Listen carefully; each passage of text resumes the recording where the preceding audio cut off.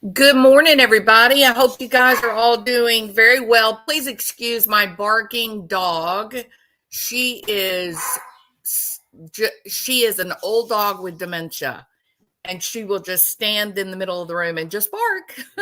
So she's in one of her little fits right now. So my deepest apologies. Very sorry about that. Okay. So I want to take a few minutes and we're a true crime channel, but we talk about a lot of other things too. Like sometimes we talk about celebrities, sometimes we, delve into other topics. And I watched the latest MSNBC interview of Kamala Harris. And I want to show some clips from that interview. But before I do that, I want to show the gold charts starting from January 2010. That is 14 years of gold performance. Okay. So hold on just a second. Let me get it up for you. We are not a financial advice channel. I am not giving financial advice of any sort. Please don't get me wrong. Okay. This is a reality check. Okay. It's a reality check. So you can get on the Google, you can pick up the phone, call JM Bullion and say, hey, I want to know if my favorite YouTuber is lying to me about gold. When do people buy gold and when do people sell gold? Or when do people buy silver and when do people sell silver? And the general answer, because I'm not a financial advisor, and this is actually not a video about what to do with your money, okay? I'm using this as a reality check, all right? So the truth of the matter is that the stock market and the commodities related to metals, I mean, there's some other commodities too, but let's just restrict it to gold and silver for the simplicity of the example, okay? The stock market and then the gold and silver, they're actually inversely correlated. They're a negative correlation, okay? So as one goes up, the other goes down. People have been confused in the past couple of years because they look at the stock market and they think, well, it seems like it's doing okay, like it keeps growing and growing and growing. The problem is when you listen to the powers that be, the investors, the traders, the people that work on Wall Street, the people that work at the big banks, they will tell you that a lot of this stock market rally that we keep seeing, that a lot of that is actually the companies or the United States government purchasing those stocks. In other words, they're being artificially inflated. Now, this is definitely not the first time in history that this has happened. This has happened in the past when they were trying to avoid like a market crash or something like that. We saw some of this in 2007, right before the big crash in 2008. And so once it's all said and done, once all of the funny games behind the scenes, buying back your own stock, the whole bond issue, once you get past that, then you go, wow, like how can the stock market be blossoming when you look around your city and you see all these companies, stores closing their doors? How can the stock market be growing, but it now costs you $3.50 to buy a loaf of bread? That's craziness. It's just insanity. So what what is a good indicator is to look at the prices of gold and silver. And so on the screen is, on the screen is the chart. Let's do from 2010. This is gold. From 2000. Why did I keep moving it? There we go. Okay, this is 2010. Gold was right at $950 an ounce. May the 1st, 2009, 10 years ago, okay? Or 5 years ago. Gold was $950 an ounce, right? And then when you look at this, you see, okay, well, it went up. It hit a peak in 2011, and then down it goes, and it normalizes around the $1,000 mark, and it stays there. And then we get another peak. This was during the COVID nightmare where everybody lost their jobs. Companies went out of business. The powers that be handpicked big corporations like Walmart. They gave them a kiss of the golden ring and said, you can continue to operate, but all you small business owners, those of you that have your own businesses, sorry, you're out of luck. Your dream has died. So they put a lot of people out of business, but shored up big companies. And it was really horrible for our nation. I mean, it was horrible for the whole world, but the way our government handled it was an absolute nightmare. Who handled that? Biden Harris. They made the decision when they started shutting things down. They made the decision Walmart would be the store that would stay open. So you get this spike. At the time was the highest that gold had ever been, and this was the whole COVID and aftermath. Then things begin to normalize, and it looks like, okay, well, maybe things are going to get a little bit better. We got us a new president. Everybody's, feeling positive about the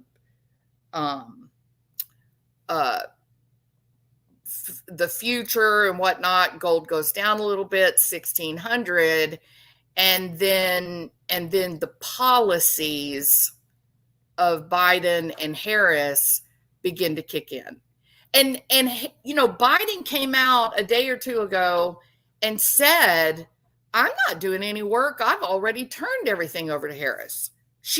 How many of us have been sitting around going, okay, well, if Joe Biden's got dementia, who's making the choices? Like, who's running the White House? Who's making these decisions for the nation? Like, what exactly, how's this working? Well, Biden himself came right out and said, Harris has been making the decisions. This has been her White House. So now we look at from January 2022, they took over 21 right here, right? And everybody, we have our election. Everybody's feeling right there. Everybody's feeling good. Price of gold starts going down. Why? Because investors are taking their money out of gold and they're putting it back into the stock market. They have confidence in the economy with a different administration, correct? Went down a little bit, and then all of a sudden we get a spike in April 2022. Again, we get some hope. You see that drop in gold price. People begin to get worried. It goes back up. And now look at since March of this year with basically Kamala possibly winning that. We have just today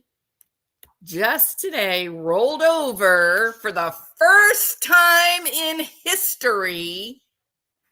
Gold is $2,700 and $708.70. First time in history. We are over $2,700. An ounce. An ounce, y'all. I don't know if you've ever seen an ounce of gold. It ain't much. And yet you look at it, you're holding it in your hand, and you think to yourself, my God, this is nearly $3,000 for this tiny little beautiful piece of precious metal.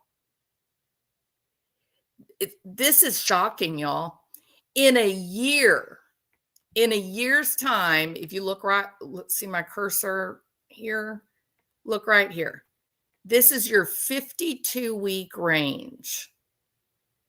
Gold has gone from a low of $1,823 down here all the way up $1,000 in 52 weeks up to 2,700. Crazy. And if you like to invest in continuous contracts, like buy into like gold mining and that kind of thing, you're looking at over $2,800 an ounce. I promise you, by the end of the year, we will blow through 2,900, maybe even 3,000. Unheard of. Absolutely craziness. Now, during the course of the day, you guys may be watching that number change. Let me just explain this. So if we go to the last day, gold fluctuates. It can fluctuate as much as $200 or $300 in a day. No, that's definitely not the norm, but it can fluctuate about $200 or $300 a day. Usually, it's about within $150 or $100 a day. Usually when I wake up first thing in the morning, that's when it's really, really high. You have Europe and the Middle East that's been trading while we were asleep. And then they go to sleep, and then our effect during the day. So the night time, when we wake up around 7, 8 a.m., that's usually the highest point. Like I said, you got Europe, Middle East, even like the Far East. They've been trading while we were sleeping, so the prices get up really, really high. And then as our day moves forward, then we settle down in about mid-range. And I mean, this is shocking for me to say this, truly. Mid-range right now is sitting at 2,600. It's just crazy. It's just mind-boggling. Like, I never imagined gold. They used to talk about gold hitting 1,500 or 2,000, and you used to think that's impossible. That is not, that it just can't be. And now we've got a group of people that are saying, oh, we're definitely going to $5,000, $10,000 an ounce, no question. And I would just laugh it off and go, that's so ridiculous. You know, we'll never see that in my lifetime. I'm not so sure, because this morning at 8 a.m., we were at 2708, a little bit over 2708 and 50 cents. We're only $250 or $300 from $3,000 an ounce, bigger than I imagined, and I'm an optimist. So it's pretty crazy. Same phenomenon is happening with silver. Silver is a different commodity in that, well, I mean, I know y'all know that's different, but what I mean by it's a different commodity is, come on. What I mean by it, why is my chart doing that? Hold on. Let me let it load. The reason that I say it's a different commodity is this. While gold is heavily, heavily invested and traded, and when the wealthy, the people in the know, the people that make their living off of the stock market and investments, when they get nervous, when they see the warning signs that we're about to enter a recession and or depression, we're already in a recession, but that a depression is on its way, they get very frightened and they pull their money and they put it into gold, sometimes real estate, And now silver is different. And the reason I say it is this: it's described by people that do this for a living. Silver is described as the most undervalued commodity that we have. There we go. That it is the most undervalued commodity. And obviously you can see from the price of silver, it's well within the reach of most people to be able to afford to buy investment type of silver, like silver bullion. They're saying, these people that make a living out of this, they're saying that while gold is going to hit 10,000 within the next 10 years, they're saying that silver is easily going to pop up to $500 and $1,200 an ounce. To me, again, just too crazy for me to imagine. But I also really, my jaw hit the ground this morning when I saw the price of silver, and I went, wow, we're back up to $30, over $30. That is really, really something. We had a huge lift in investment in 2011, started in 2010, I think, maybe 8. 2010, you saw a big jump in investment. It did spike up to $100 an ounce. It stayed up for several years. It stayed up, and then it began to bottom out like 2013, 2015. People started putting their money into gold, real estate, or back into the stock market, right? What was happening here? Well, we had the big crash in 2008, and then it takes a cycle, about 12, 15 months for when the stock market crashes, for all the jobs to actually totally die out, and then for the tertiary, secondary jobs to die out. Like if you have a big, let's say, paper mill in a small town of 5,000, if that paper mill, one of their suppliers goes out of business, goes bankrupt, then maybe it takes 3 or 5 months for the paper mill to shut down because they don't have the available product they need to make their paper. And then once that shuts down, it can take up to 6 months then for the local grocery store, the Sonic, the hamburger joints, for the gas stations, for them to actually close their doors because no one in town has any money to buy their product. So it's not just that a business closes, it's the secondary loss of jobs, and then that third tertiary level of lost jobs. And that's where we are today, is the tertiary loss, right? It's a lot of restaurants going bust, groceries are out the roof.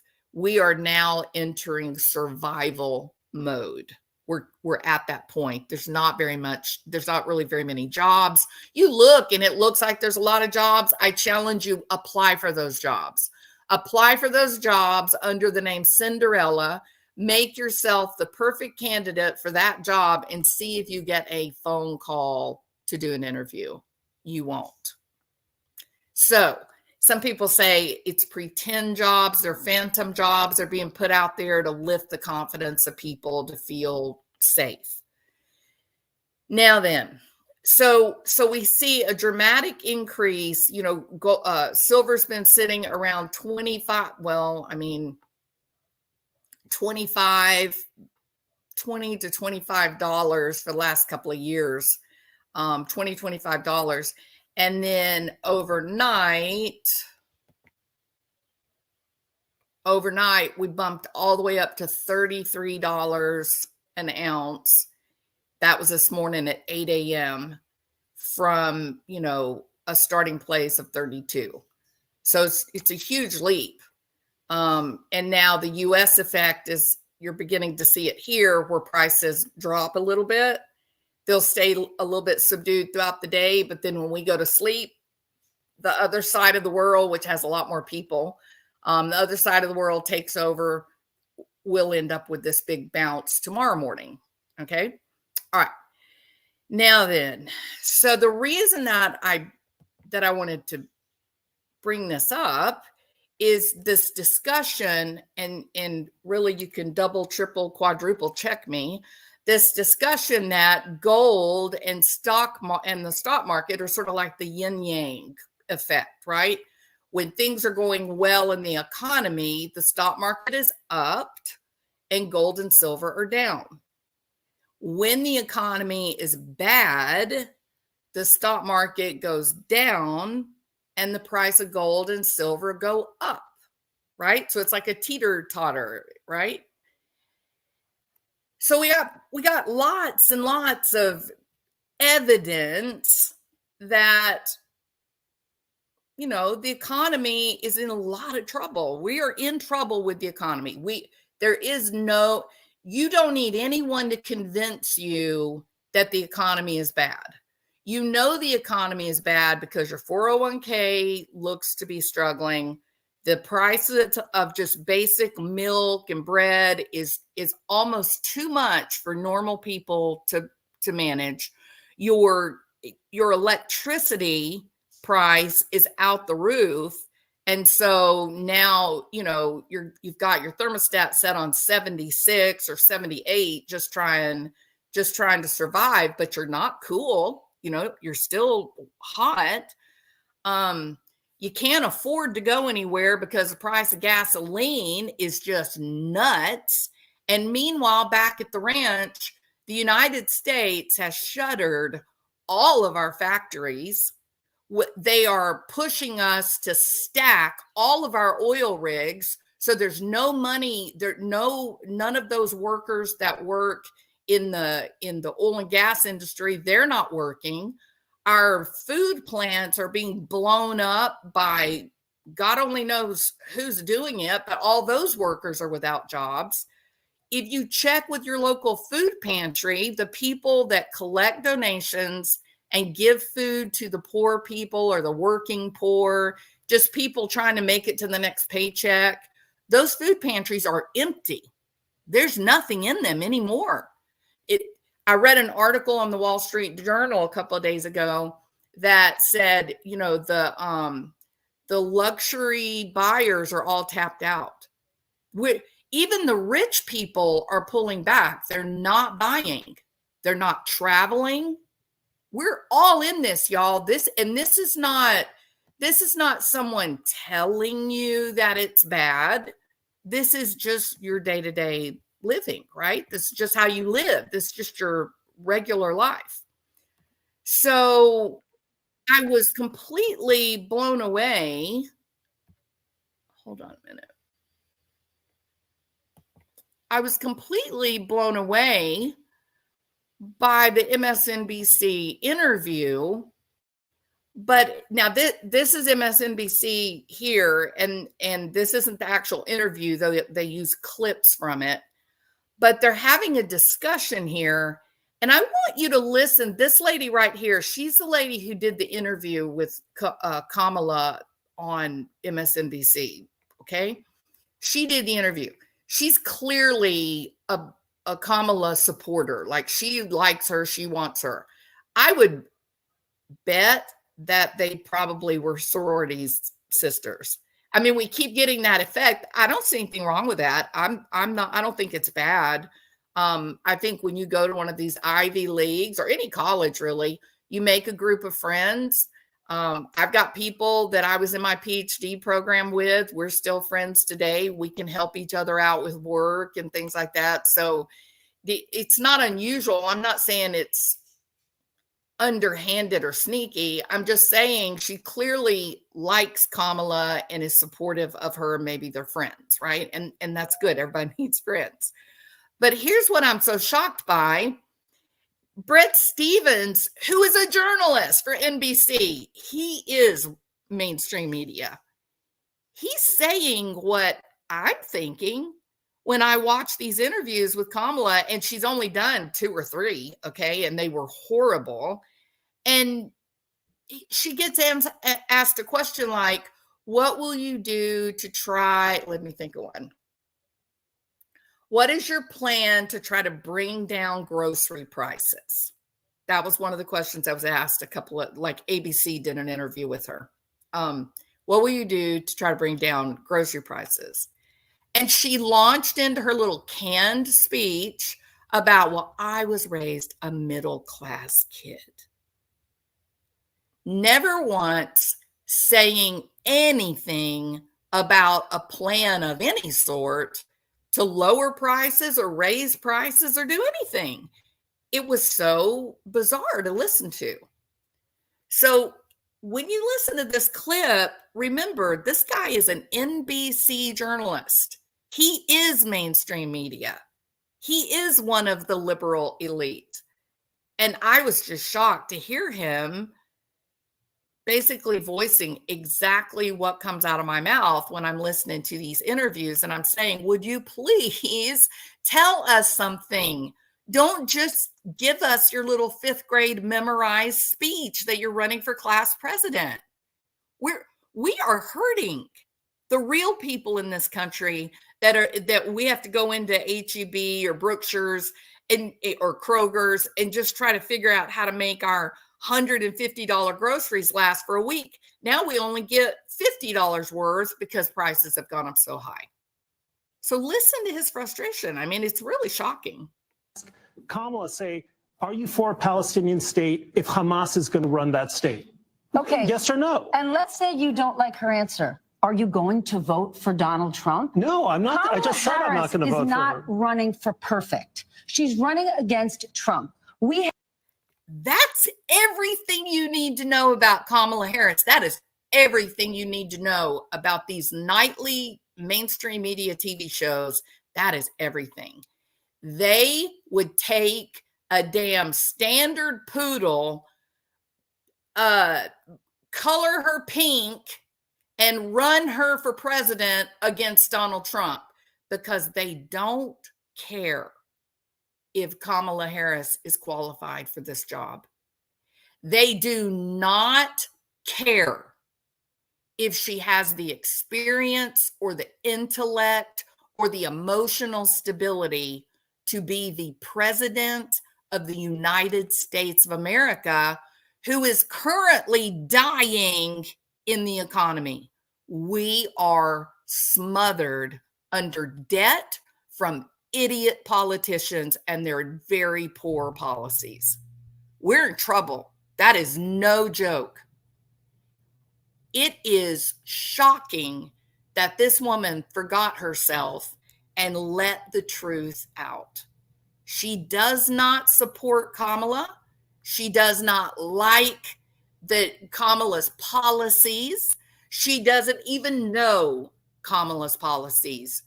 It is running against Donald Trump, period. Period. It's really scary. Are you for a Palestinian state if Hamas is going to run that state? Okay. Yes or no? And let's say you don't like her answer. Are you going to vote for Donald Trump? No, I'm not. Kamala I just said I'm not going to vote for her. She's not running for perfect. She's running against. And no one has asked this woman to be perfect. We're just asking for a real answer. Are you smart, Kamala? Are you an intellectual? Do you even know how you're going to fix things? And she doesn't. She doesn't know. She doesn't. She is running for class president. All she wants is to be elected. She has zero principles. She's willing to say anything that she perceives will get her an extra vote, including no taxes on tips. Build that wall. I'm a gun owner. She is being a chameleon, and she doesn't seem to have the dignity to recognize people are laughing at her because it's so shocking. This is terrifying. Against Trump. We have two choices. And so there are some things you might not know her answer to. And in 2024, unlike 2016 for a lot of the American people, we know exactly what Trump will do, who he is, and the kind of threat he is to democracy. Now, this whole thing about Trump is a threat to democracy, yada, yada, yada.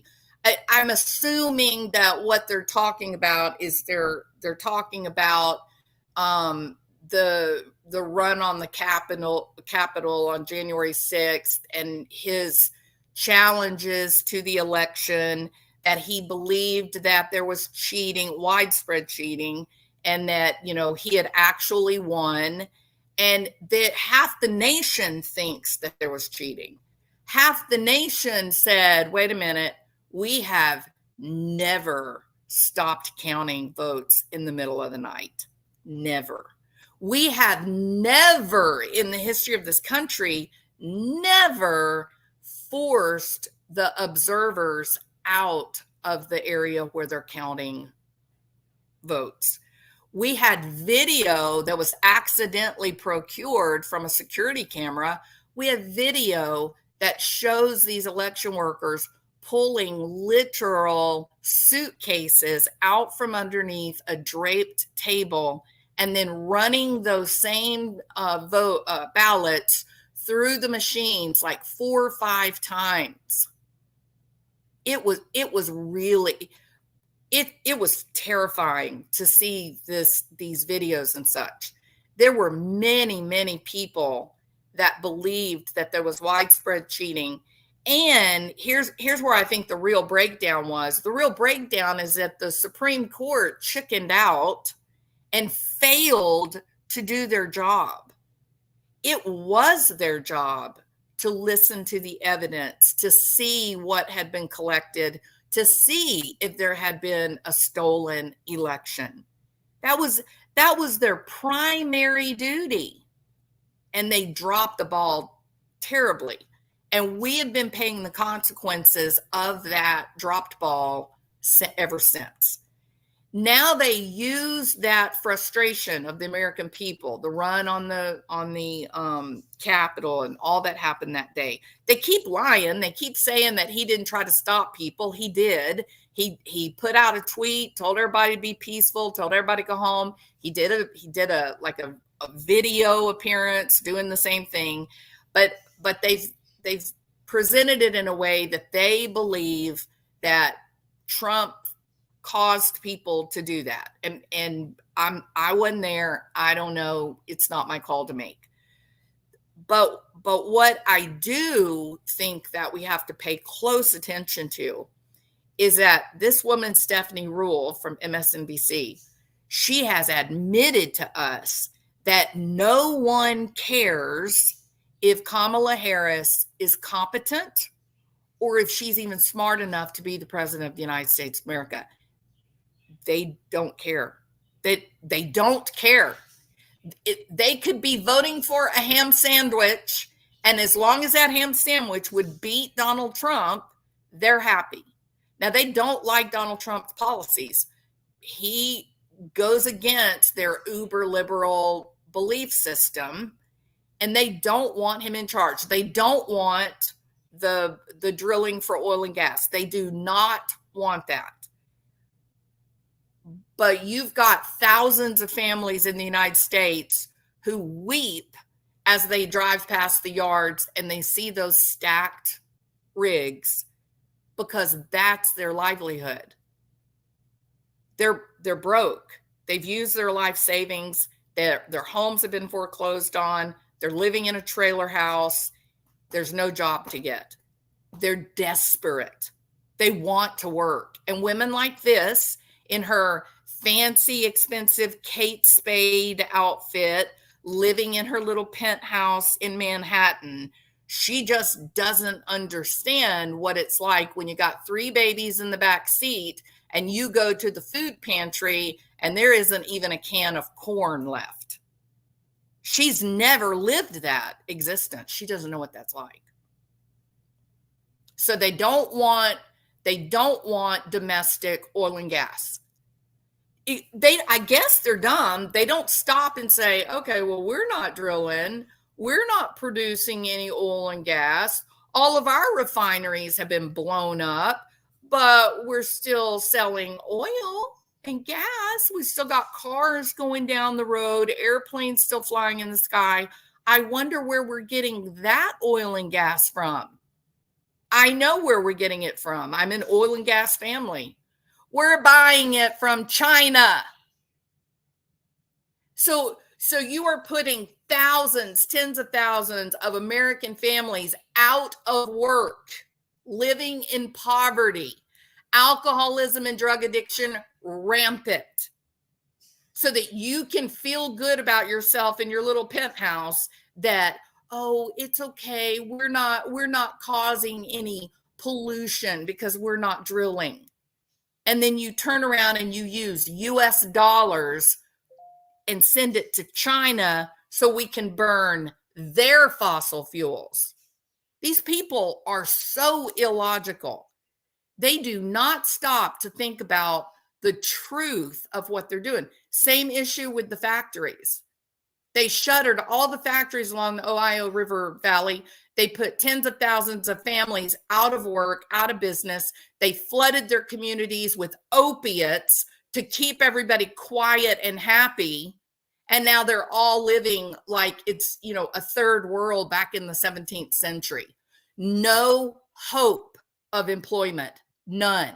And yet the factories in India, Vietnam, China, those factories are in full force. The problem is now we, the United States, we don't have any money left to spend. There's no money from us to buy those cheap Chinese products. We are spending very little on gasoline because we don't have any money to go anywhere.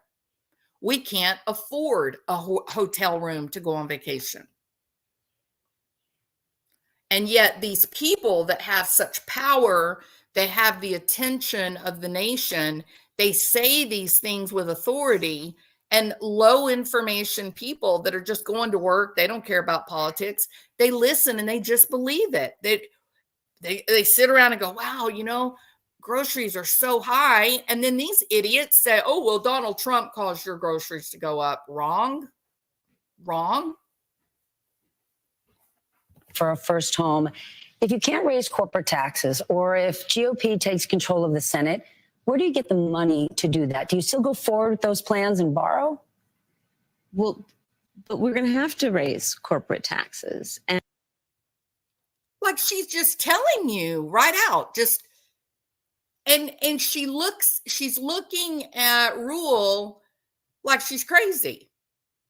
She's like, well, if I'm gonna give a $25,000 credit to first-time home buyers, listen, y'all, the reason that inflation is so bad right now is because they just dumped so many unearned dollars into the economy because they shut all the businesses down in COVID. And unfortunately, that money coalesces into the hands of people that already have money, and they make more money.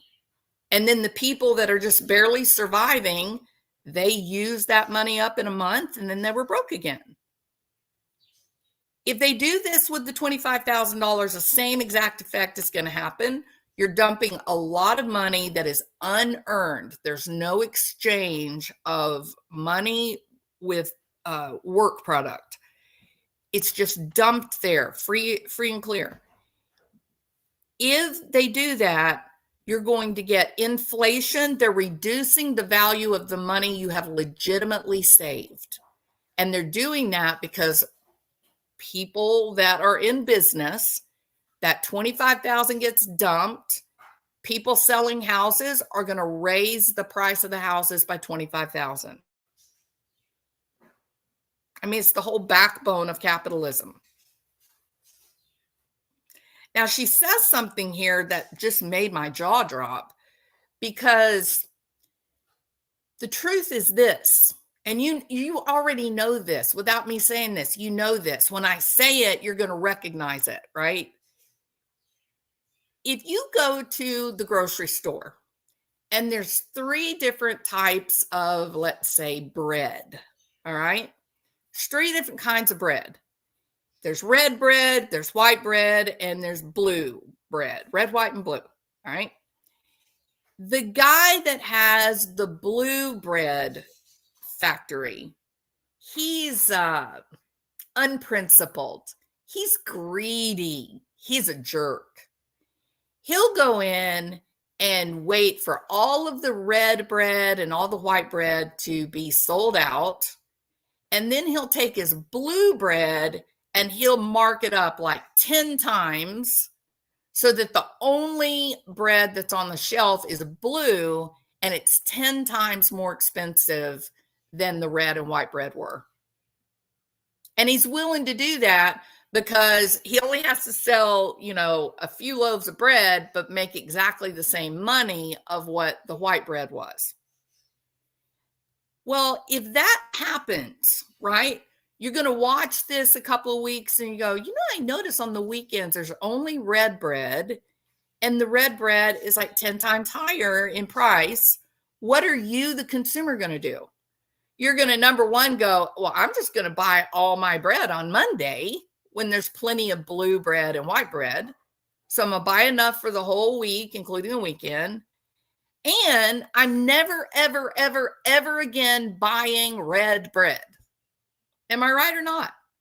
And so it won't take long. People will catch on to the little stick, and the red bread company is going to go out of business because people are not stupid. Well, according to Kamala, that's not true. According to her, people just blindly, dumbly, stupidly pay the expanded price, which is why she believes that she's smarter than the whole world. And so now she's going to tell bread companies, you're only allowed to charge X, Y, and Z for a loaf of bread. The problem is that will make people just say, you know what? I'm not working for that. I'm not working for free. You want me to make all this bread and all I'm going to get is just enough to pay my mortgage? No way. I want the freedom to try to make a profit. That's why I'm in business for myself. So these socialist type ideas, they're great in a utopia. And in fact, if you study this particular type of economic system, all of the professors will tell you you have a greater chance of socialism working. There's a direct relationship to the size of the group. So if you've got a very small group, let's say you've only got 10 people in your socialist group, and you've got a dentist, and you've got a doctor, and you've got a farmer, and you've got a cow person who raises cows, and you got somebody who raises corn and beans. That small group of 10 people, they can now all survive by bartering with each other. That the price of getting your tooth fixed is exactly the same price as a couple of ears of corn. That there's no distinction between who has the more valuable job, who would make a higher salary. The smaller the group, the more likelihood of success of a socialist economic system, correct? And as your group grows, you're losing the success. There will come a power vacuum in a socialist utopian society. There will come a time where some primary psychopath comes into the mix and begins raping people. And at that point, you have to decide, well, we got to let him rape people. That's just who he is. We got to honor all people. No, you'll build a prison and you'll put him in the prison so that you can save the people in your group. Well, now you've left your ideal utopian society behind. Same thing will begin to happen with the dentist or the doctor.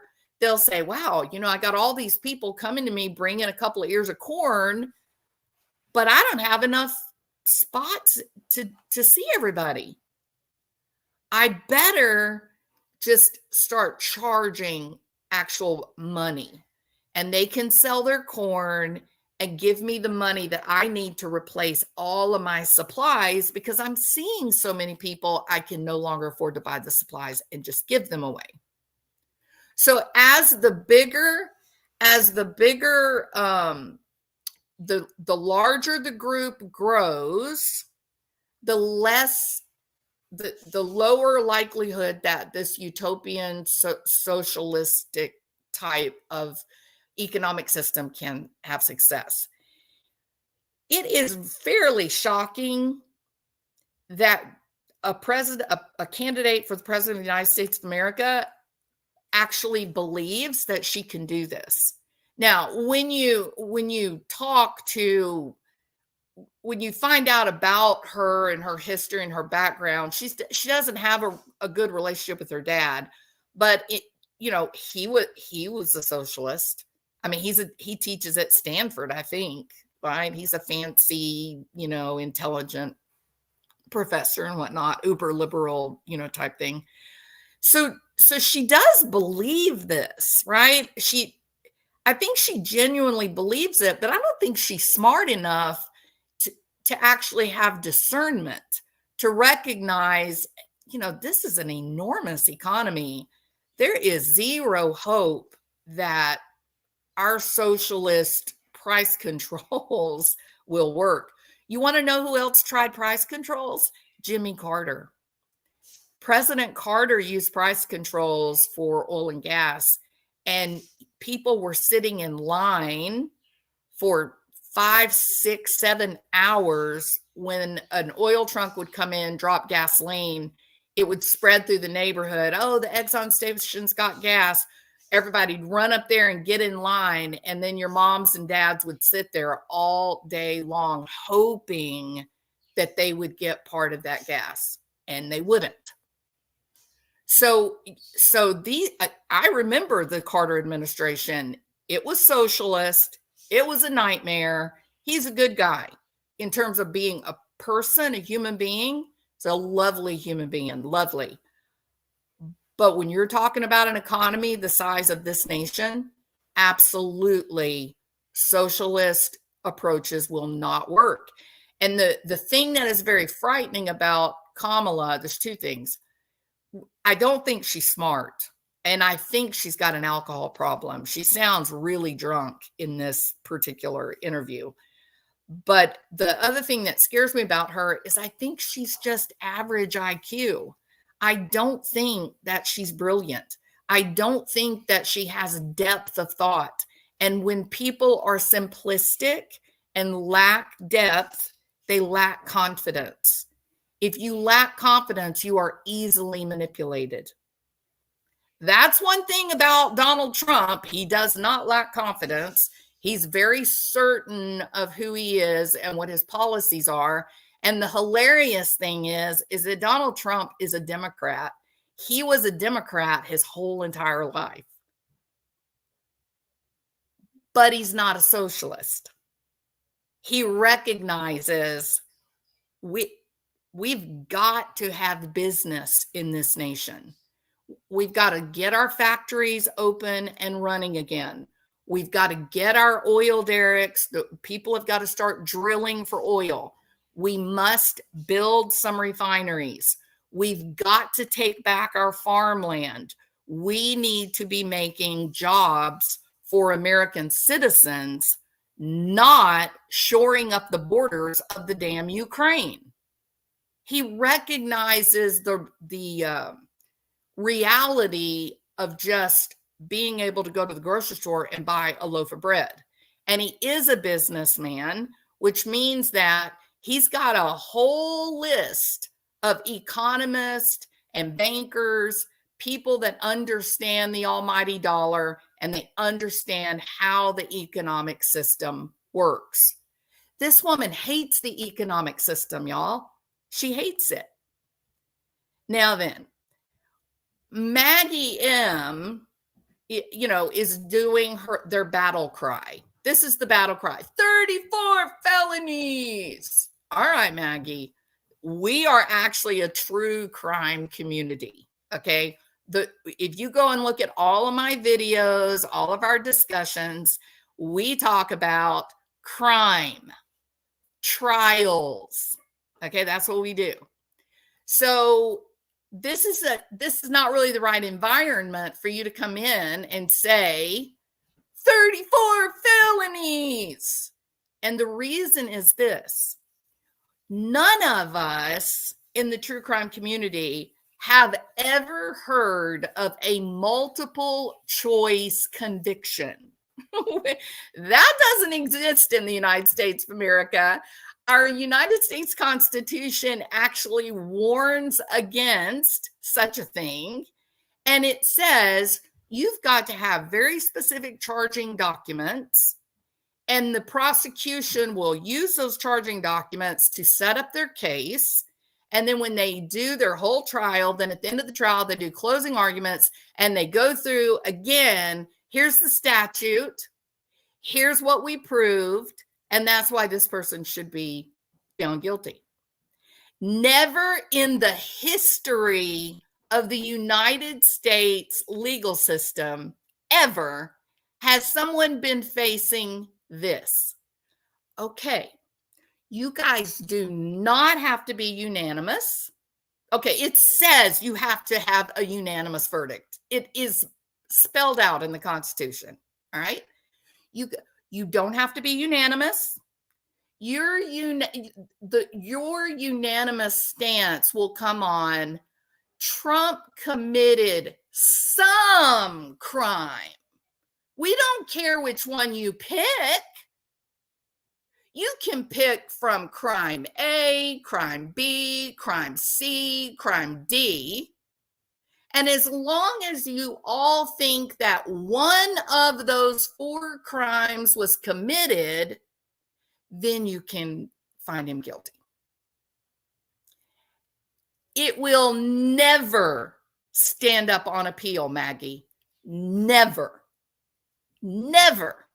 You are looking at a corrupt system that was weaponized against a political candidate, which is exactly the kind of crap that they do in Egypt or Cuba or Haiti. And you're so proud that we've now done it in the United States of America. It is absurd. Absurd. You guys that hate this man, he's not a rapist. That is not even the reality of that particular case, Maggie. You don't even know what you're saying. You are so dipped and dyed in blue that you don't even understand what the cases were. You don't even know what they were. They'll never stand up on appeal. There's not a single talking head that said they would. The goal of the DNC, this was dirty, underhanded Chicago mobster politics. This was bullshit. And the goal was, we need a battle cry against this man.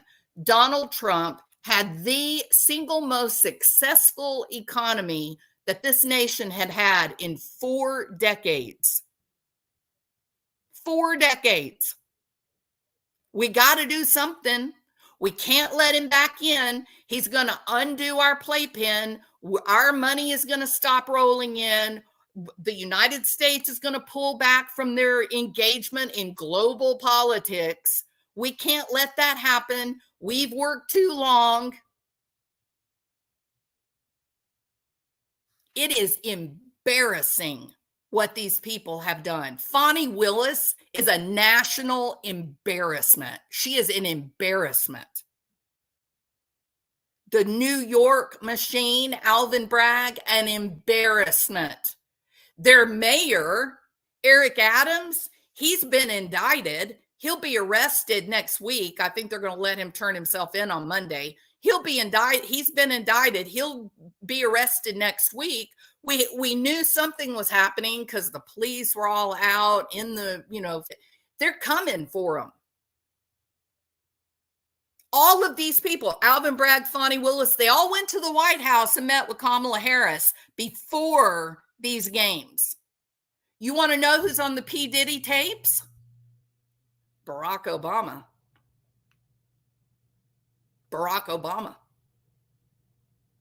This house of cards that they created, that's been very, very successful in the destruction of the economy of the United States of America, this house of cards is tumbling.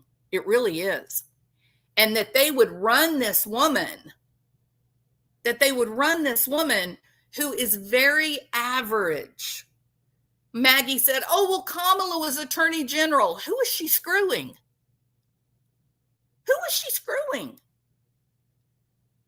If you go and look back at her so-called successful career, she's very much like Fani Willis. If you go back and look at her so-called career, why does she always have an old married guy standing beside her? She had benefactors. She didn't show excellence. She had old, powerful men that gave her whatever she wanted because she was willing to trade her youth for something else. And we have her now. Like she tried to stay away from the cameras like Biden did. She tried that route, and people were like, we need to hear from her. We need to know what her ideas are. We need to know what she wants to, what does she want to do with the country? Like, what are her ideas for trying to repair this terrible damage that we've had ever since COVID? And so she's trying now. She's had 2 interviews, both with ABC, both a damn train wreck. And now we've got this MSNBC interview that is the worst of the 3. The worst of the 3. You know what, Maggie? I'm going to tell you straight up. I think it is silly that people take that term MAGA and try to make it. It's like being called deplorable. It's like when Hillary said, oh, you're a bunch of deplorables. No. They're a bunch of American citizens. They're a bunch of American citizens who are worried about their country. They want to be able to have a good job if they want to.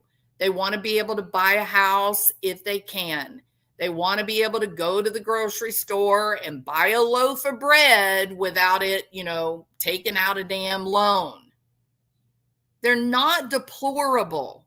They're not disgusting. They're not bad. They're not evil. They just want a dignified life, period. And this nation is enormous. Do you know that Ukraine is smaller than the state of Texas? What in the world are we doing sending trillions of dollars to the Ukraine, a place the size of Texas? It is like mental insanity. It's insanity. And yet, we are letting millions of foreigners walk across the border. Nobody's, oh, that's not a problem. What's wrong? Why are you upset? That's not a problem. But a little place the size of Texas, you are willing to defend it with weaponry and human lives, dead Ukrainians everywhere. Why? It's dumb.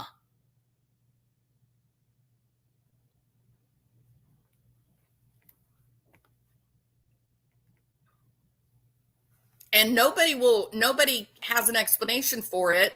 I'm sure that it has to do with secrets, would be my guess. There's something in Ukraine that's being hidden, is my guess. And we're going to have to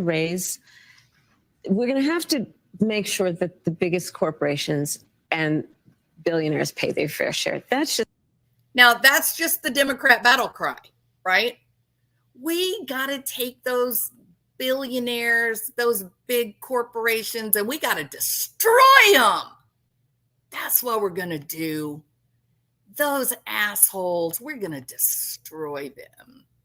Okay, I have a question for you, Maggie. Exactly how many people do you employ, Maggie?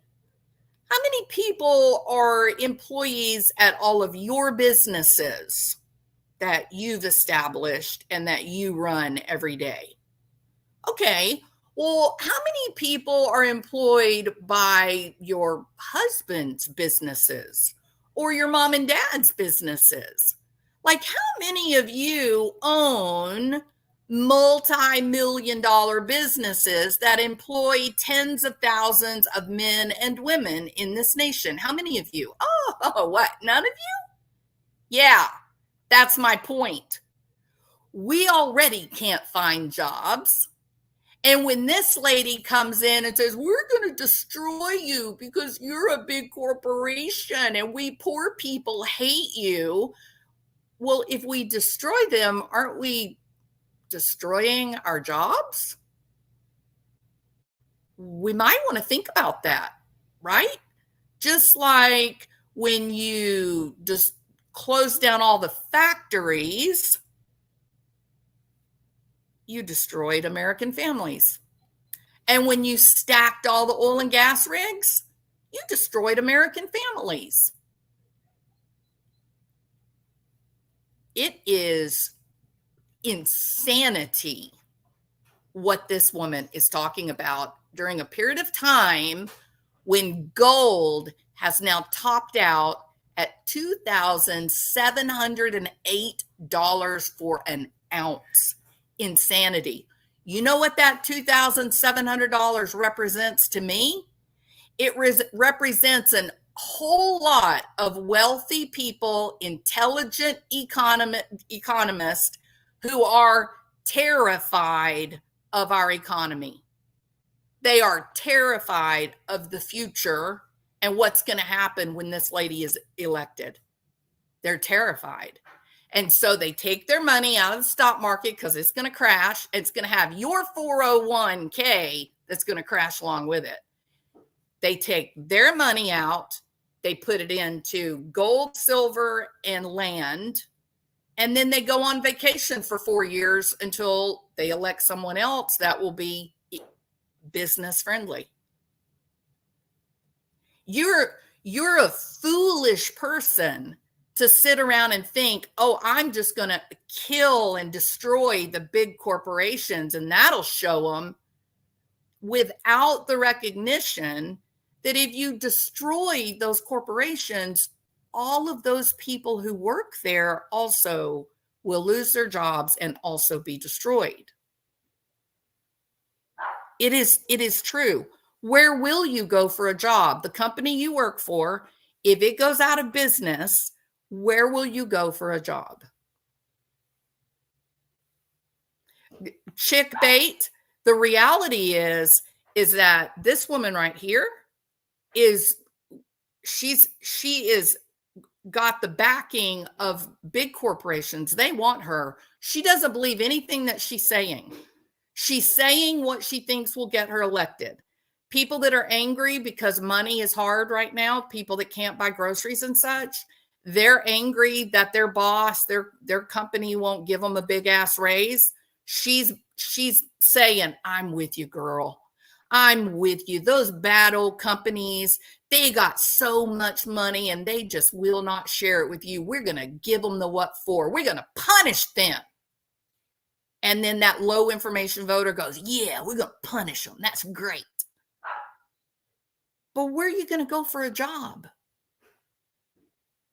If you say, well, I'll make my own business, I'll make my own job, then go do it now.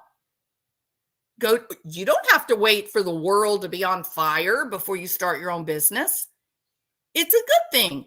Go start your own business now and then make jobs for other people and they can come and work for you.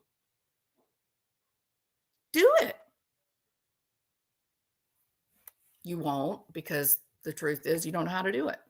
And most of these people, the Jamie Dimons of the world and such, they know how to do something that we don't know how to do. Donald Trump knows how to do things that you and I don't know how to do. That's the reality. Just it. Douglas, is this interview going? Very good, like Joe Biden office in our key home in the past glitch. Ed, this aid campaign petty don't all the look. I don't want to listen. This is like Like the president. Then he just wouldn't go. He was like a bug. He just kept being there. He was like a bug right there. So you felt Haha, hilarious. And this comes after Joe Biden's commerce chief said Trump should be extinguished for good. After 2 assassination attempts in 2 months, the Democrats and certainly their media allies, Douglas, are just doubling down. Okay. All right. So, excuse me. It's time for lefties losing it. Hold on.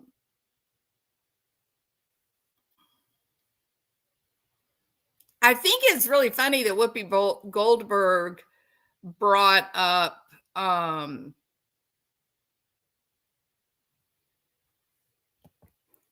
I think it's really funny that Whoopi Goldberg brought up, Biden smashing Trump or, whatever. And the reason is this: Biden puts on the red MAGA hat. And by the way, these people that try to make like MAGA like as a bad thing, they make fun of it and try to make it look like it's crazy and whatnot.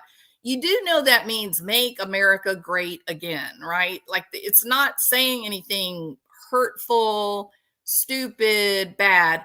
If you're an American citizen, then you should have a direct interest in your country being successful. You should be interested in having low crime in your community. You should want there to be plentiful jobs. You should hope that everybody has a living wage.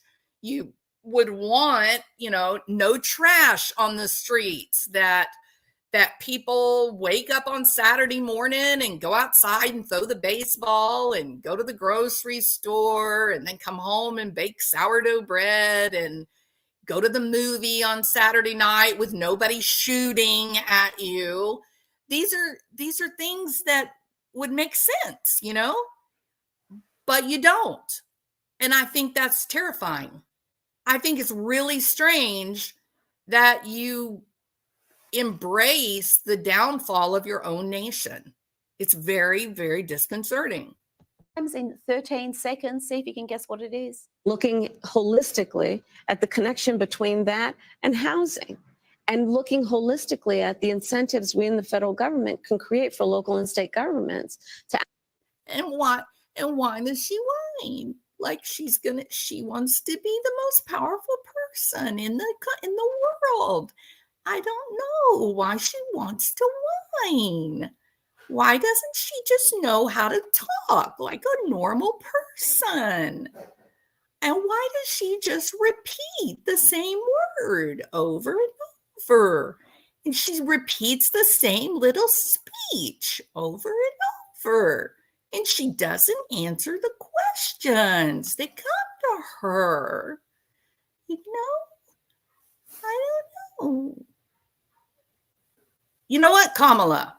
We're not old, wealthy, powerful men that you can exploit. You don't get to offer up your youth and your sexy body, and all of us voters go, here, take what we have left to give. Part of the reason, Kamala, is because we, the people, don't have anything left to give. We're tapped out. We don't have any money, and most of us don't have any extra food in our pantries. So you trying to play the cutesy little nymph, trying to get sexual favors from the powerful men that you've put in your life, that doesn't work. You look drunk, you look short-sighted, low IQ, like you lack vision.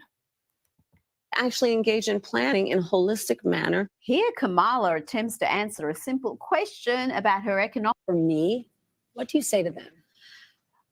Well, if you are hardworking, if you have the dreams and the ambitions and the aspirations of what I believe you do, I am hardworking. I work about 60 hours a week, like a lot of people are forced to do. Not because we want to, but because we're forced to try to live in the economy that you and Joe Biden and Barack Obama made. So you don't get to question whether we, the people who are drowning in the economy that you created, you don't get to suggest, well, you just need to work a little harder. You just need to be a little more dedicated. Maybe 2 or 3 families, y'all could all move in together into one house and save money. We're at the end, Kamala. There's nowhere else to cut our budgets. We can't, there's no more hours in the day to work a 3rd or 4th job, Kamala. You're a caricature of a human being. In my plan, I have to tell you, I really love and am so energized by what I know to be the spirit and character of the American people. You don't get to do that, Kamala. You don't get to talk about the spirit and the energy of the American people. I'm showing you my spirit and my energy right now. I'm demonstrating it. My spirit has had enough of you and Barack Obama and y'all's ideas for this nation. My spirit is weary of watching American jobs go to Vietnam and India and China. And my people, we the people, the United States citizens, we are shit out of luck. There is no job to go to.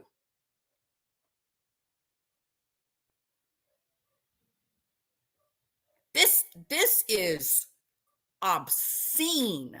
This is obscene. This woman doesn't have any idea what you and I are living through. She has no idea that a trip to the grocery store is a demoralizing act of futility. I told my husband the other day, I am grateful that I don't have a little kid looking at me going, but Mom, why can't we have hamburger meat? Why can't we cook a steak? Mom, why can't we go to the movie? I'm grateful. And I honestly don't know how young families are managing right now. I don't get it. I go to the grocery store and I am aghast at the price.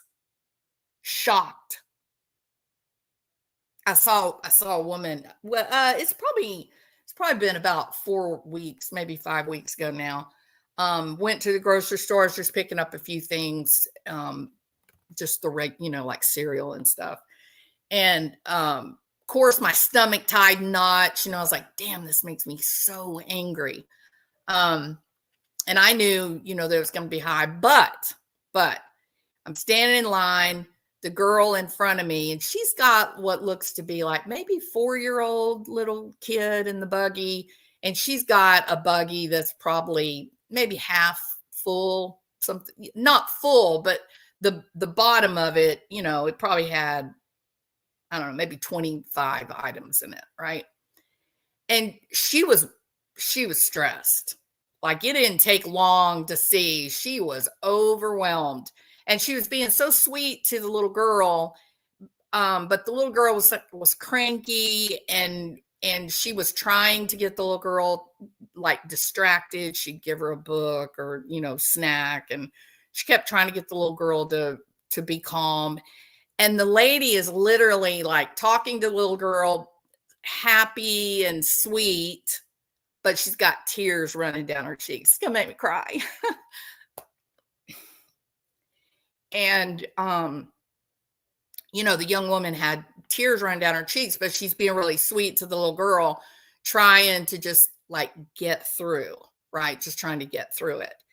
And I watched this for a little while, and I just like, God, it's terrible. I know how I feel, and I don't know if she's worried about money or not. That was me projecting, my thing. But watching this and me being so aware, thinking, God, I cannot imagine this economy trying to survive with the world, like it is. And once they finished checking out the groceries and she's trying to deal with the baby, and the lady that was checking them out, she turned to the lady and she said, that'll be 130 something, like $132, I think it was.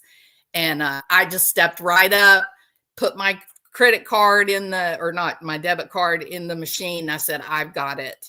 And the lady sort of looked at me and she said, really? I said, yeah, let me do this part of it. And the girl turned around and looked at me and she said, no, I can do it. I said, honey, you got your hands full. You and your baby go home. Go have a nice day. I got this. And so she hugged my neck and thanked me and gone. So I went ahead and bought the lady's groceries, got my little bit of whatever it was. And, I got out to the car and I was thinking about her that afternoon. And I was thinking, just imagine that you've got these little kids that are counting on you and you're doing the very best you can, and you're fighting against idiots like this woman making policy that affects all of us. Imagine it. Just imagine it. It is mindless, absolutely mindless that these people shuttered our factories and sent them to China. Mindless. There's no explanation for why they did this. None. Selling our farmland to the Chinese? Mindless. Elections have consequences, and those are the fateful words of Barack Obama. Elections do have consequences. And Mural, this lady that did the interview on MSNBC with Kamala, she says she is going to vote for anyone other than Donald Trump. It doesn't matter who. She doesn't care. They don't care. They don't want Donald Trump because he is an anti-globalist. He does not want to continue this war in the Ukraine. He doesn't give a damn about what happens to China. He wants this nation built back up to just a level that it can just survive day to day. And they don't want him because they will stop getting rich if he takes over. That's all I need to know. If I didn't know anything else about Donald Trump, the lengths that this group has gone to try to stop him from running for president again tells me he's exactly the one that we want. Because here's the truth. In the past 16 years, who has been in charge? Do y'all know? In the past 16 years, when everything has gone off the rails financially for our nation, who was in charge? Was it the Republicans? No. It was Barack Obama for two of those administrations. For 8 years, it was Barack Obama and Joe Biden for 8 years. We got 1 4-year period of Donald Trump, and we saw a massive economic recovery, and then they unleashed the bug. And then the last 4 years has been Biden and Kamala, and Biden just came out and said Kamala has been in charge. Biden just came out and told us he let Kamala run the country for the past 3.5 years. If you're happy with how things are going, vote for her. That's all I got to say. But the people in my life, my day-to-day existence, that young woman at the grocery store 5 weeks ago, we ain't doing so good. You know what I mean? We're not doing so good. And if you don't, if you don't believe Biden and Harris lied, they lied to us every single month for a year. They lied to our faces. Every month, they added 70,000 jobs that actually disappeared, weren't there. They lied to you to convince you that the economy was in recovery. And at the end of the day, in July, when the real numbers got reported and aggregated, the reality is they over-reported 1 million jobs, 818,000 jobs. Terrifying. Terrifying. You want to elect these people again? Why would you do that? It's like you're running and hitting your head in a brick wall, and you just tell yourself, if I just keep on hitting my head against that brick wall, I know I'm going to break through.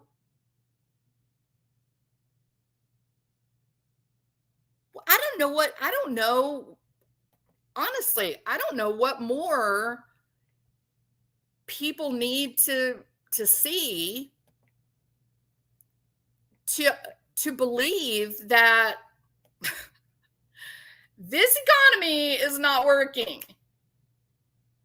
Okay, well, you know what? If you got so much confidence in Kamala Harris and her economic policies, then explain to me why the wealthiest among us, the richest among us, those people that make money with economics, the stock market, commodities and such, why is it that they have pushed the price of gold to $2,700? Look at this. January 2020, Harris and Biden took control, right? How many times have we hit record highs with the price of gold? Remember, price of gold is an indication of economic collapse. On August the 1st, 2020, we had a record $1,966 an ounce.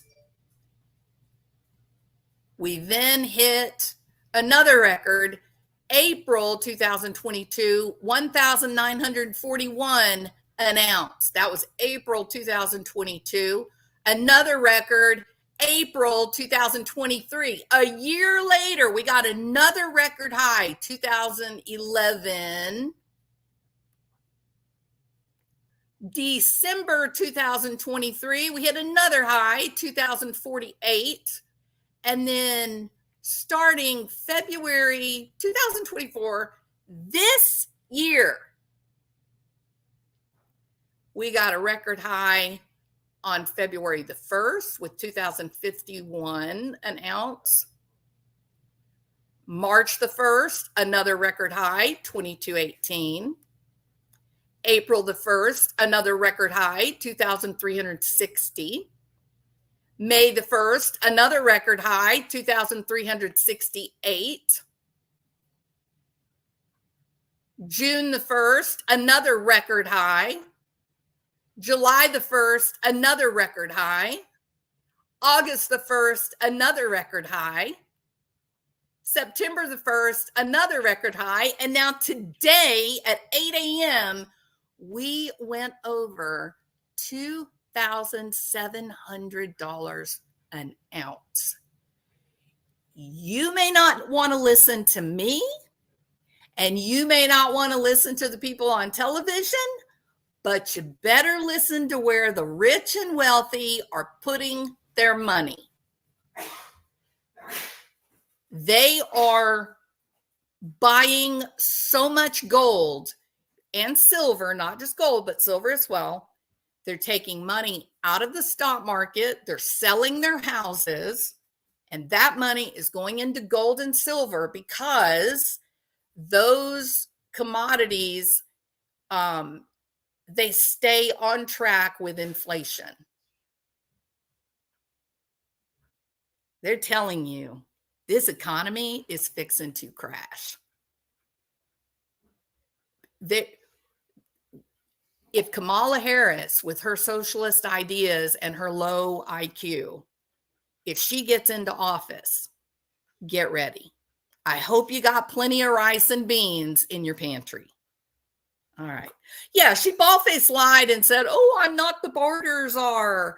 I'm not the border czar. Nobody made me the border czar. I didn't work on the border czar. Yes, you did. And I did a full video about it. You were actually named border czar in March by Joe Biden, March 2020. He said, this great and fabulous VP, she's going to go down there and she's going to fix this problem. She fixed it. We'll never recover from what they did. We'll never recover.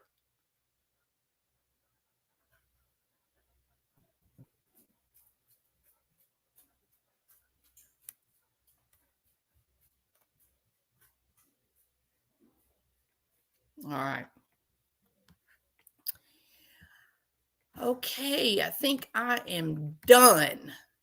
This is my spirit, Kamala. I'm giving you the American spirit and the American energy. You don't have a right to lecture me on, I just need to work a little more. You just need to work a little more. And maybe you shouldn't take things for granted, Dr. Jules. Maybe you ought not be taking stuff for granted. Maybe in the past you were able to eat hamburger and steak every night, but not anymore. You can't. Now it's time to make sacrifices for the good of the nation. You can take your old world socialist Russian bullshit and shove it where the sun don't shine, lady. Because in this nation, the number of people that we have living here, we ought to have factories running in every single state, people waking up in the morning excited to go make another good old-fashioned American dollar and be able to cook steaks on the weekend and invite their neighbors over. That's the reality. We ain't making sacrifices for the homeland, Kamala. That's absurd.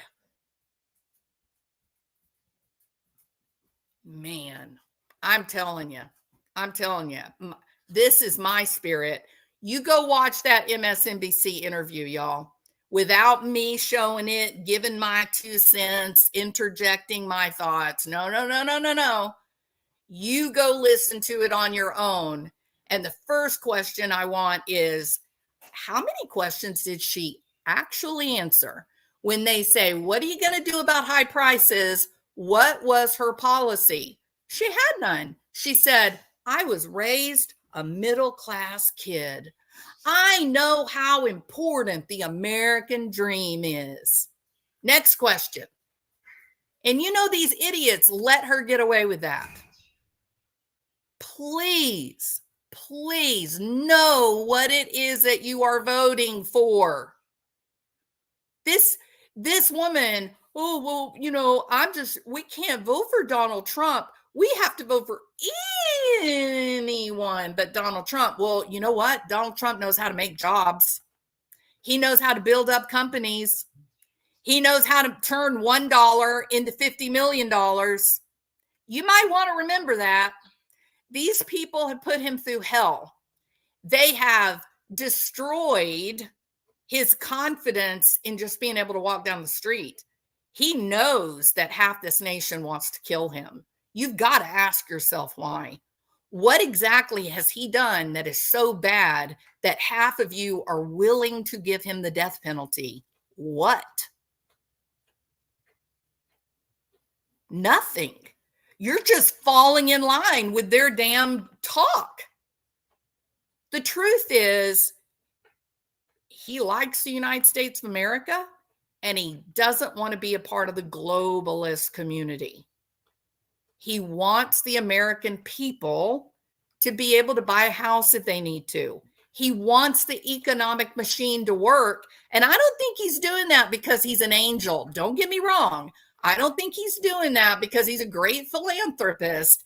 I think he cares about America and he wants the economy of the nation to be healthy because of his own kids and grandkids, because he wants them to be able to live out the American dream.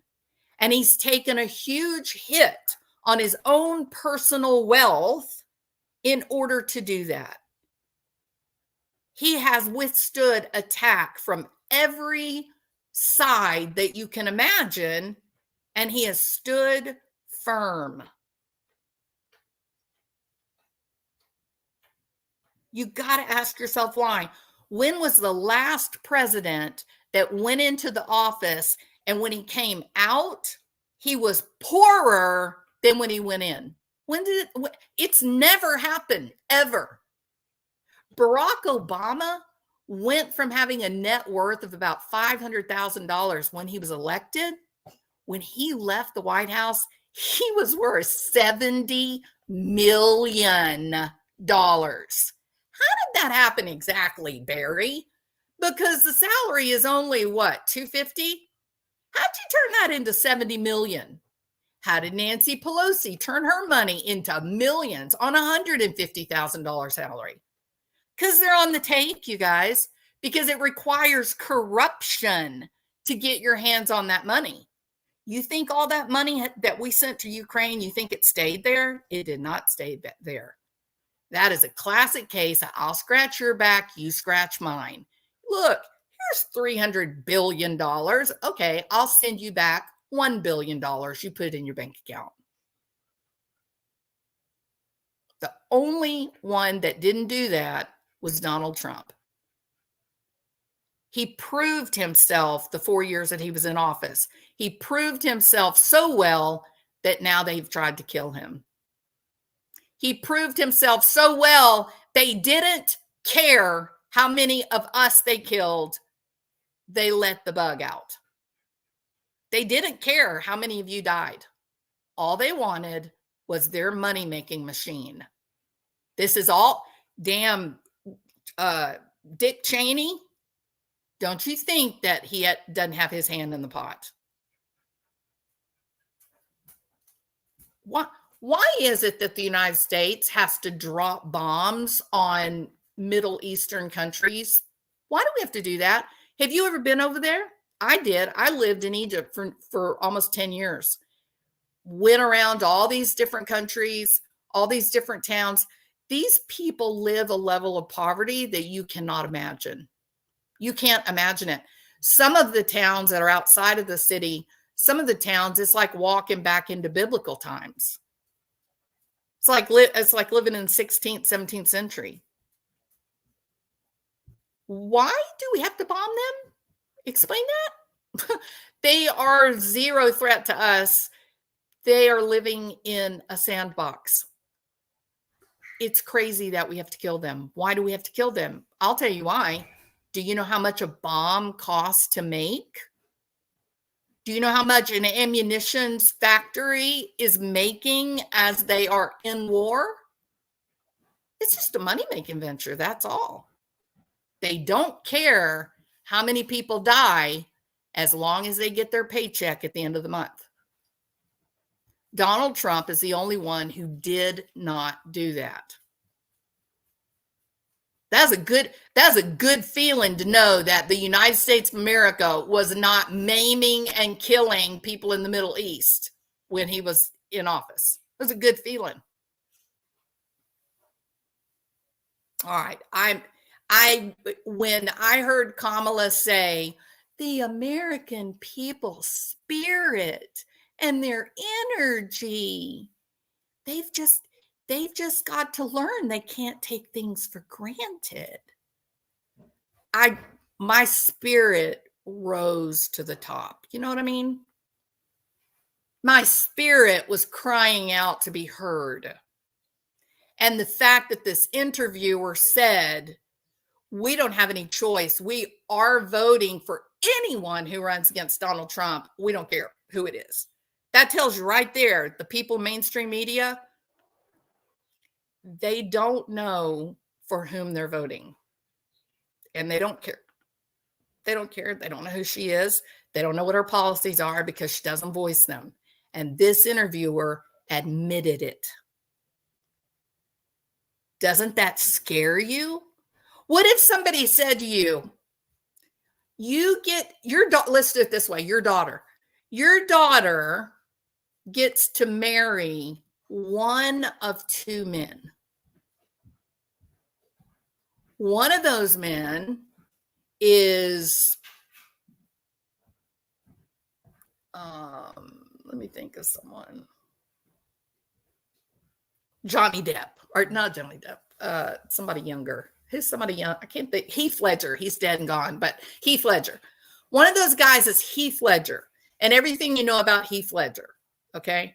And the other guy, well, he's someone who lies about everything.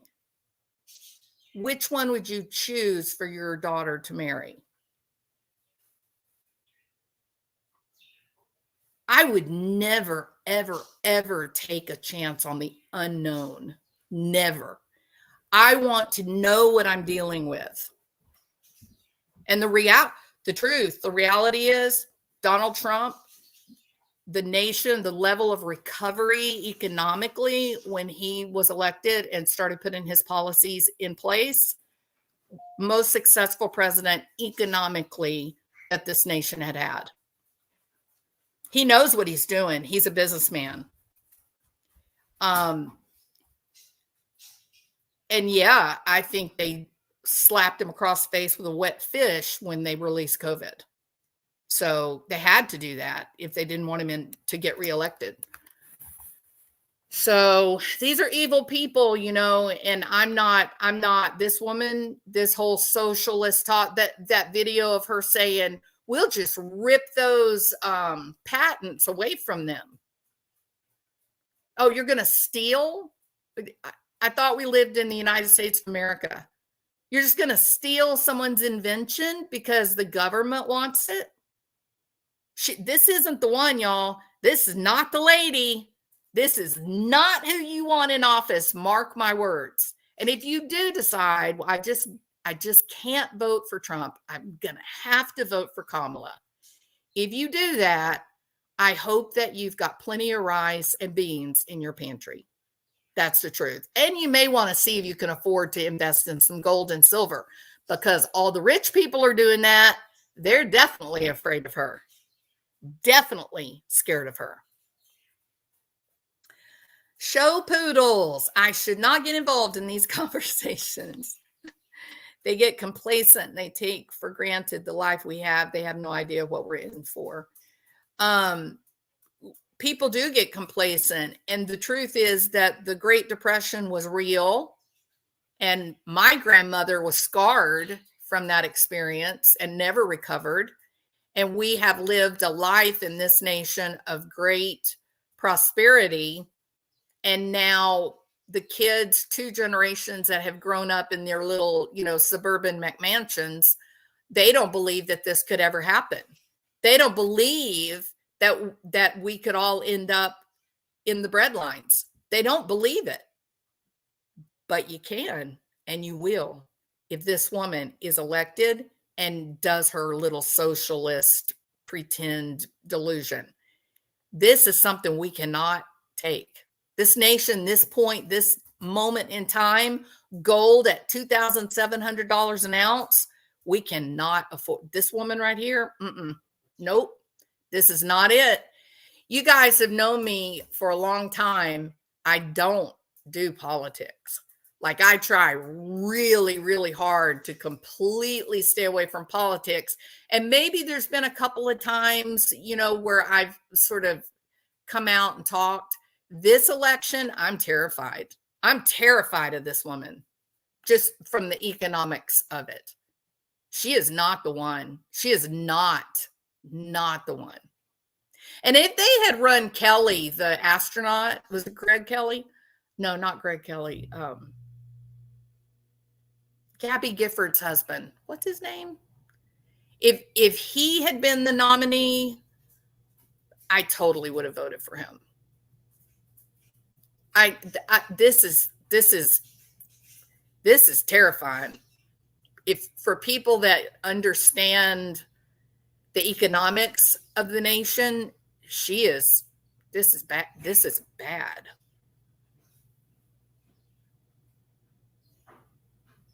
I have a friend who wanted a divorce. They're in an abusive relationship now. Sorry, it rolled out of my view. I have a friend who wanted to get a divorce. They are in an abusive relationship now with his current regime, and the price is so high they cannot afford it. I feel so bad for them. Well, and what did we see during COVID, right? When people get stuck, when they don't have any choices, when they don't have any avenues, domestic violence goes up. So that's pretty scary for sure. Hey, pretty bird. I am not American, but I am so afraid of Kamala. I'm terrified of this woman. I have a friend who wanted to get it. Oh, we read that one. Ireland. It is happening in Ireland. I know it is. It is really scary what the globalists have done to all of us. COVID should show everyone how the food chain can be blocked. It can be blocked and it will be blocked. And I'm telling you, if you are going to go vote, you are going to cast your vote for this lady. Please go buy some canned soup, some beans, and some rice and get ready. Get ready, because it is going to be a damn nightmare. COVID, let's see. She also said she would come into your house and check for your guns. She did say it point blank. She said, we can go in the houses and check the guns and make sure that they are being properly secured. No, bitch, you're not coming in my house. Whether you think you live in old world Russia or not, that's your delusion. But I live in the United States of America, and you will not come into my house, period. You will not do that. You will not steal my invention. You will not do that. You will not take the things that I managed to save or made mine. You will not. This country will not allow you to do that. Half of this nation will rise up in a violent and aggressive way if you try to overturn the freedoms of the United States Constitution. And that is a fact. She also said she was a gun owner, and not a single person said, oh, what kind of gun do you own? What kind of ammo do you use? They should have, because she would have been revealed to be a liar. And the voters need to know who the liars are. Pretty bird, I keep track of what is happening in Europe, Ireland, England, etc. It is so sad. It is devastating, and it's terrifying that people are being locked up because they have an opinion. Yeah, Mark Kelly, show poodles, thank you for being my external hard drive. Yes, Mark Kelly, that's what I was trying to think of. She said she would go into our homes for our guns. Yeah, I think the exact quote was she would go into that her people, the cops or whatever, would come into our homes and make sure that we were storing our guns properly. That's what she said. Yep. I talked to 2 waitresses at restaurants. They have children, and they said it is so hard making ends meet just for groceries. They are very worried. I am too. I'm very concerned. It can't get any worse. When gold tops out at 2,700, you're in trouble. That's an external factor, external marker that is driven 100% by very intelligent people that know the economy. This nation is terrified, y'all. We are having gold all-time highs on a monthly basis in this country. Every month, the price of gold is higher and higher and higher and higher and higher. That is a nation full of people that understand the economy, they understand money, and they recognize we are in for a crash, a big one. It's never happened before, y'all. This has never happened before. Let's see. KH said she would shoot anybody who comes into her house. Are we talking about a double standard here? I mean, it was really shocking to hear her say that, right? That she was going to shoot someone that came in her house. If any other citizen said that, we would be considered threatening someone's life. You would be under investigation. Our declaration clearly states this kind of BS has happened before and is up to us to stop it. It clearly states it, Pretty Bird. God's the only one that can right this storm and guide this ship, but we have to be strong and we have to vote right. When I eat out, I give the tip in cash. Waiters appreciate it. Oh yeah, because if you add the tip onto your ticket, you don't really know who exactly is getting that. I heard one time that the managers are getting a part of the tips. Well, the managers are on salary. They shouldn't be getting tips. That should be for the people that are working for $1 an hour. 84,000 IRS agents. That should tell you everything you need to know about Kamala Harris and Joe Biden and their way of thought. Those 84,000 IRS agents are not coming for the big corporations. They're coming for us, me and you.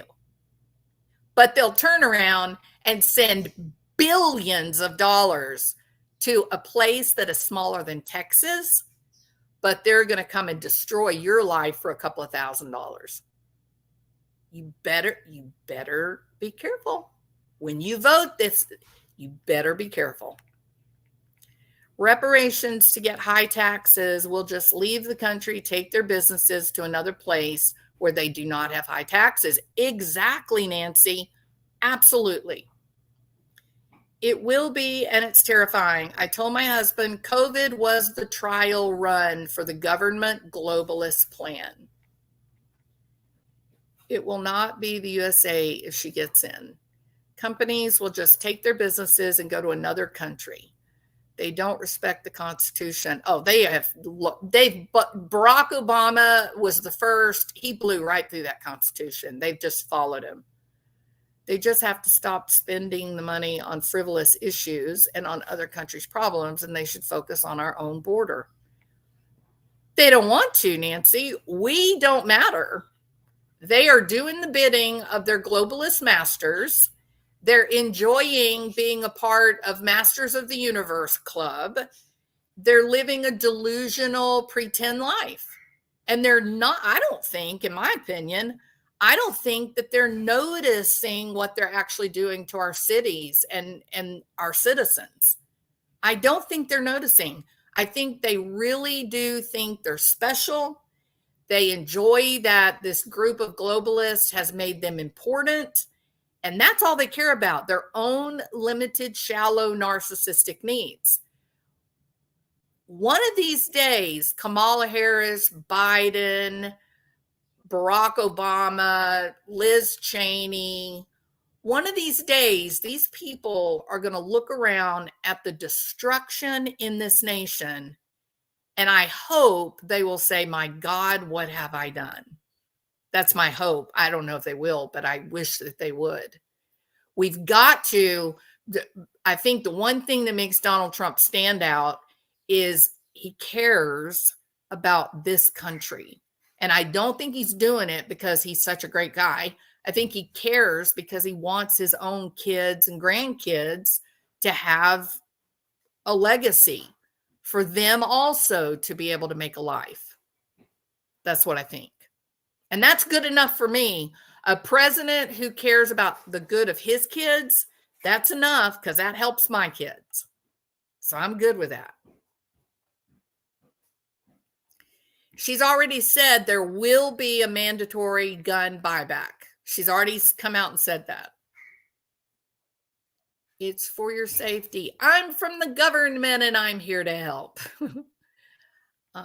Farm girl, been prepping for a long time. That is great, show poodles, because unfortunately,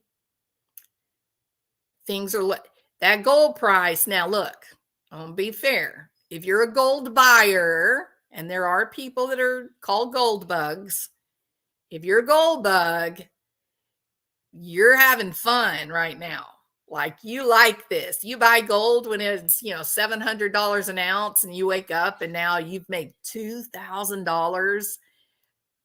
It's a happy day, right? So there are people that invest in gold and they are very happy about the prices. But it is a bright red blinking warning alert, nuclear incoming devastation. It is a huge sign when your commodities go up this big. You've got the wealthy people, the people that make money, strictly managing money. They know the writing's on the wall, and it's done. And they are abandoning the companies. They're getting their money out. They're selling their extra houses, and all of that is going into gold and silver. They'll sit around, ride it out for 4 years. Then when the recovery starts, they'll get their money back out of the gold and silver and start reinvesting in companies again. But if you're just a regular middle-class person, you don't have that luxury. You live paycheck to paycheck. There is no gold sitting in a vault somewhere at a bank. Watch the price of gold. It is an indicator of what the people in the know are looking at. And when Harris went up in the polls, the price of gold skyrocketed. They're scared to death of her. I would welcome any foxhole. I would welcome any Trump supporter into my foxhole any day. Others can live with the consequences of their vote. I'll take you up on that, show poodles. I'll bring a can of soup with me, girl. All right. So cash will be useless. What's in the bank or savings is tissue paper. If you have your great-grands, or dad's old something, dad's old, gun, don't mention it to anyone. I mean, that goes without saying. If anybody asks you, do I have any guns at home? You do not. You do not. No, absolutely no guns at home. All this for a damn flag. Michelle Robinson Obama. Yep, we saw it. It's right there on video. And it's not for a flag, is it? It's for a way of life. It's for freedom. It's to live a lifestyle where if you decide you need more money, you work harder, you get a second job, and you get more money. What's happening now? This is unnatural. This is not the United States of America.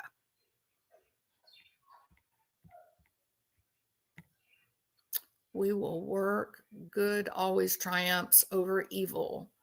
We have over 111 cell towers in a 2-mile span in my small town. That is odd, isn't it, Pretty Bird? You got to ask yourself, what kind of data is being run through those cell towers? That is very strange. Thank you, Patriot Angel. JBKH et al. Won't care. Think about Zuckerberg. Zuckerberg has built a state-of-the-art underground bunker. Oprah has built a state-of-the-art underground bunker. Is anyone asking themselves why? Any of you asking yourselves why these people have done this? And they don't care about what happens to us. Yeah, if the way it is now, if they turn off the cell towers, you're going to be crippled. Most of us don't even have a list of the phone numbers that we call the most often, because it's saved in your phone under a name, right? So that's something that a lot of hardcore preppers will tell you. You need to actually take a notebook, write down all the important phone numbers, bank accounts, write it down on a piece of paper. Because if they decide to control us by the internet going down, you're not going to have access to any of those things. You need to know your bank account numbers. You need to know people to phone calls. You need to know insurance numbers. No, nobody ever thinks about that kind of thing. but it's important. I don't even think there's any real Kamala supporters. I think they're dyed-in-the-wool blue Democrats.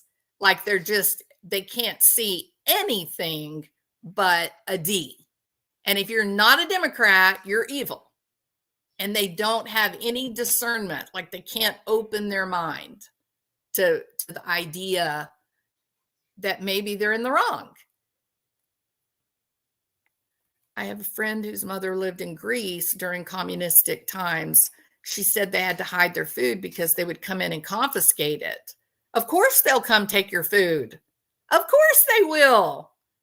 There's not going to be food on the grocery store shelves. The government officials will just say, go out in the community, find us some food, bring it back. When good men do nothing, Trump could not sit back and watch us be destroyed in the most inhumane ways. So he stepped in and he was asked to actually, you owe him your life. You know, these people that are backing Kamala so hard, they need to stop and look. Tulsi Gabbard is a raging liberal. She is 100% in support of championing women's rights, right? She's also military. You know, she's a tough woman. She's brilliant. She's smart. She was my number one choice for president. Ben Carson, same. Donald Trump is not running as a Republican or a Democrat. Donald Trump is saying America matters and we've got to start taking care of our own citizens. And that's why you've got so many Democrats that are saying, I'm totally voting for Trump. You've got so many people of every walk of life, I'm totally voting for Trump. We know what we're fighting against, y'all. This is not, we know what we're fighting against. Most people are awake at this point. Soup. I got soup, show poodles. I got soup. I got dried beans. I got some rice. We'll be in business. Show poodle. All of this is being implemented behind the scenes. The UN and the World Health Organization met last week. They want to take away our sovereignty. They will too, by making the rules for healthcare. A good book explaining how Obama whittled down the Constitution through executive orders is called They Fired the First Shot. Yeah, y'all should read it. It's pretty humbling.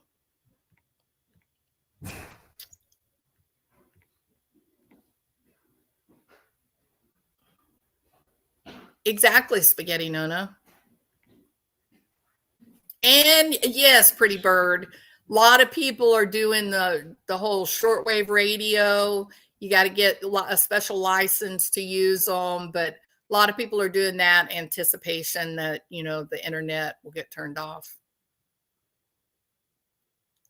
We have been waiting for Trump since 91. His words stay are the same since then. Policies are the same. He's a smart man. I will regret getting rid of my books. Yes, you will, Sketty Nona. And those, hey, AB, how are you doing? Come on in with us preppers. No, I'm kidding. I'm raging against this crazy woman. Cannot vote for Kamala. She scares me to death. Armed criminals, bet we know who is getting the IRS. If you own a gun, the IRS is coming to your house.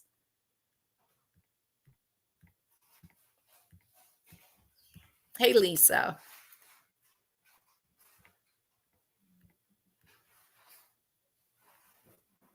Remember when Obama went around the world with his apology tour?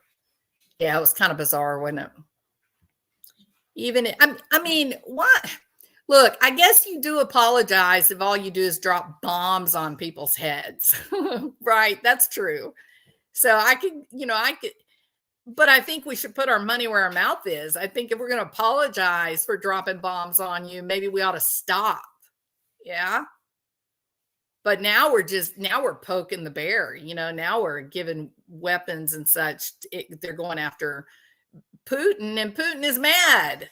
Putin is, his nuclear talk has ramped up this past week to a level that is frankly a little disturbing. You know, I don't think he'll do anything. I think he's just, you know, trying to get the UN to back off. But I'm that person. I don't even want him talking about it. When you start talking about it, half the battle is there. It's done, right?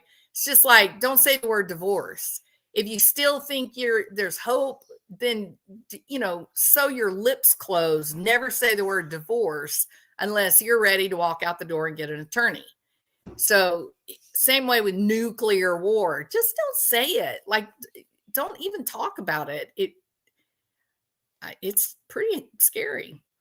Have a relative who grew up in Chile during communistic times. Her mother told her that the food was rationed and food was scarce. I'm seeing on YouTube, non-political channels, people all seem to be pro-Trump. I hope he stays safe. They're coming for him, Leanne. I don't know. I mean, I hope he does too. But I think it doesn't take, you don't have to be real insightful to see that, you know, there's a lot of people that are all torqued up and they really hate him, and you don't really know why they hate him, but they do. You can even grow a mess of potatoes. You can grow some taters in a container. You sure can, show poodles. You can grow tomatoes. You can grow some beans. I think the only thing you can't grow in a container is probably corn. I fear for Trump's family. They even know why. They say he's a rapist. He has 34 felonies. Well, he's not a rapist. And in terms of the 34 felonies, it was multiple choice charging document. It was the weirdest, most un-American thing you've ever seen. And it will not stand up on appeal. It will get overturned. So it's a moot point. That's why they're not pushing it, because they know it's a moot point. And now Eric Adams, the mayor of New York, Alvin Bragg, they're all looking at indictments. They're all going to, answer to what the corruption that is coming out of the DA's office in New York, and then some engagement, some involvement with P. Diddy. It's a mess, y'all. It's a mess. They're not after me. They're after you. I'm just in their way. That's kind of a chilling statement, wasn't it, Sunset? Kind of chilling. All right. I am done raging against the machine. All right. Thank you guys for raging with me. I appreciate that. And Tell Gavin has been followed by the feds and they tag her as a terrorist. Probably could, because she has changed. Tulsi Gabbard. Tulsi Gabbard is now officially on a terrorist watch list. That's right, because she endorsed Trump. It's the most ridiculous thing. It's ridiculous. All right.